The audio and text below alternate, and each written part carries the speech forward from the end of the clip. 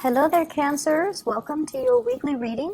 I have an image that I'm going to relay to you, and it's going to serve as the foundation for this reading. I've been doing that with all the other signs, and it seems like people are pretty receptive to it. And it actually helps me get the overall energy from the spread. So I'm getting a lot of medieval imagery lately, and I just did the Leo reading, and so I feel like it might be specific to the first 6 signs because of this energy of chivalry. You guys are generally very courteous, and I feel like you want to be seen as someone who's polite, who has good manners, who do things for other people out of the kindness of their heart. So there's this sense of chivalry. So first of all, what I'm seeing is there's a dragon over here. It's a green dragon. It's kind of plump and kind of chubby, so it doesn't look too menacing, and it doesn't look like it eats people or kills people. It's green and it's on this side. And then I see a man. He's short. He's probably like 5'3", 5'4".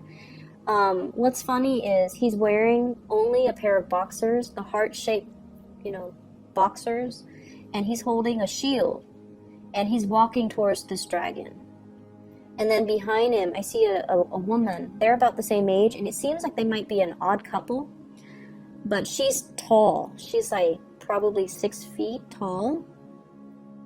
She's also holding a shield. She's wearing those medieval dresses, and she's behind him, and they're both headed towards this dragon. So when I saw that, I was just thinking, it seems like there's a major thing in your life that you're heading towards or you're doing that you're not fully prepared for. That's what I'm getting. Because the way I looked at this dragon, it looks plump, and you might assess the situation like, oh, it's harmless. It's not going to, hurl fireballs at me and roast me alive, because in your eyes, you're like, it's plump. It doesn't look too menacing, but you're wearing your boxers and you're headed towards this thing that is, 10 times your size. It could be very careless with you and hurt you. And then there's also somebody behind you, a woman or somebody that, we equate to as somebody that you're supposed to protect. And yet you're leading this person into this situation when it might or might not have a good outcome for the two of you. So I feel like it's important to, come to situations prepared. And if you're going to do something, you have to do it wholeheartedly. You can't half-ass it. That's what it feels like to me. If you're going to, head towards a monster, even if it's friendly, but you don't know that it's friendly, but it's like 10 times your size, you need to have your battle gear on. You need to have your sword. You need to put on your armor. You need to have a strategy. You can't just tiptoe in and look it directly in the eyes when you're not, equipped properly, okay? So that is also the messages coming through with the cards. So first of all, I feel like there is a financial arrangement or a financial entanglement between you and another person. And I feel like with you and the other person, there's a great deal of trust, okay? So I'm not going to downplay that aspect, because I feel like you trust them, they trust you. There's a sense of mutual trust. And I feel like it was something that was rushed in very hastily. And thank God that, you can trust them and they can trust you. But I feel like it was like slapped together very, very quickly. And then I feel like it's gotten a little bit messy to kind of unravel yourself. And I feel like if you ever break up with this person, or if you ever stop being business partners with this person, it can be very, very, very messy. So that's the first thing I'm seeing. Something that was slapped together in a very hasty manner, and it was not well thought out. And I feel like you and the other person are figuring things out as you go. And it's almost like, you're doing things out of necessity, and you're like taking it one day at a time. But I don't see any long-term goals, and I don't see any long-term vision. And that really scares me, because I feel like, things are done so spontaneously that it's really hard for the two of you to have any type of a tangible goal, long-term goal moving forward, okay? So that's what I'm seeing here. I feel, though, many of you have, it's like you have in your mind, okay, like you're envisioning, like, I want to have a lot of financial security, and I want to be able to take care, have the money. I don't need to be a billionaire, but I need to have the money to take care of the people that I love. And I feel like there are a lot of stressors in your life right now. It could be bills, expenses piling up. It could also be like, I just feel like a lot of writing that you have to do, a lot of reading, a lot of writing, a lot of projects, a lot of expectations from people. So it seems like it's all around you. And you're taking care of one thing after another. And your free time, I feel, is very severely limited, by the way. You're taking care of problems as they creep up. And it's like you're whacking one thing, putting that down, and then another problem would creep up. So you're expected to be like at all places at the same time. And it's really not fair to you for other people to expect that of you. And I feel like all of the other people's expectations really detract you from, first of all, your own free time. And then you have to answer to all of their expectations. You have to be, the jack of all trades. And I feel like you're just constantly catering to other people, and you're not really able to do anything for yourself. So if you have those long-term goals, I want to go to school, I want to get my degrees, I want to take this language course, I want to do more career development, I want to buy a property. All of those goals that you want as an individual, they get put on the back burner. And then other people's goals become your main objective. And so it's really important this week to say no to people, okay? Kind of like heading to see that dragon. Like, I'm not prepared. I can't do it right now. Let's just revisit that in about a month or 2 months, okay? Let me get equipped. Let me be fully prepared, because I want to be able to do things well. And if I do something, I want it to have a good outcome. So I feel like you have to really draw boundaries with other people. And you also, I feel almost like there is something here where you're putting on a very brave face, okay? You're kind of like the one that other people rely on for everything. And so it's in your nature to project this very optimistic, everything will be fine. But I feel like you're constantly reassuring other people everything's going to be fine. But deep down, you don't feel that way. Deep down, you don't feel that way.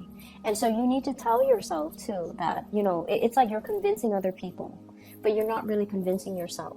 So it's time to pull back your energy, focus on yourself, and not do so much and worry so much about what everybody is doing. We need to get ourselves a little bit more grounded and a little bit more centered, okay?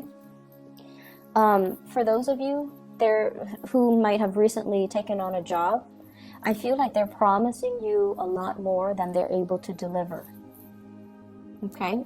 And then I also feel like for those of you who have a job right now where you are constantly in the public eye, people see you, you're very visible, they recognize you, there might be some fame, some fortune associated with it. There's some type of a backlash. So when things are good, when like you when you make progress, when you say the right things, everyone sees that you're capable and competent. One thing goes wrong, and of course they're going to blame the person who's the most visible, right? So I feel like there's something here about being very visible. It's kind of like that lightning rod, you know, you're very visible, so when the attention is very positive, it's all on you.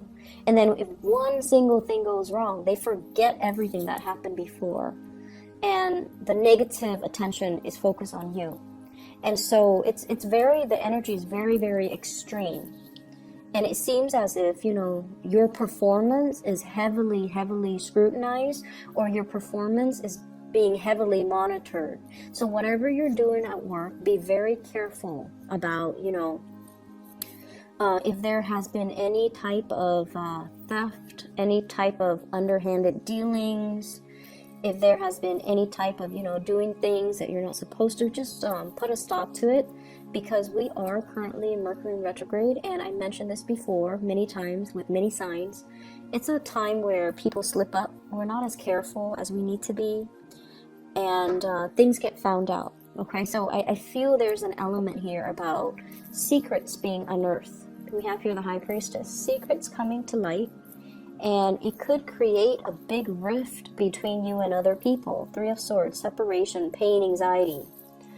And so that's what I'm feeling here. There was, when I got the image, there was a person, there is a person behind you. And I feel for many of you, you're with somebody that takes a lot of risks. They're very, very risky. So this can be mild, where, you know, they're inspiring to be with, they're fun, and the two of you have, you know, you go on many adventures together, okay? Like, you travel together, you see a lot of cool things, you go to concerts, you try a lot of new things together. So it's that, you know, the man, and then I see the woman, and I'm so sorry, the image was very heterosexual, but, you know, for same-sex couples, it could be the same way, where you have somebody, if you're in a relationship, they're very fun. You kind of egg each other on. You experience life together. But from the extreme end, it's somebody that can, you know,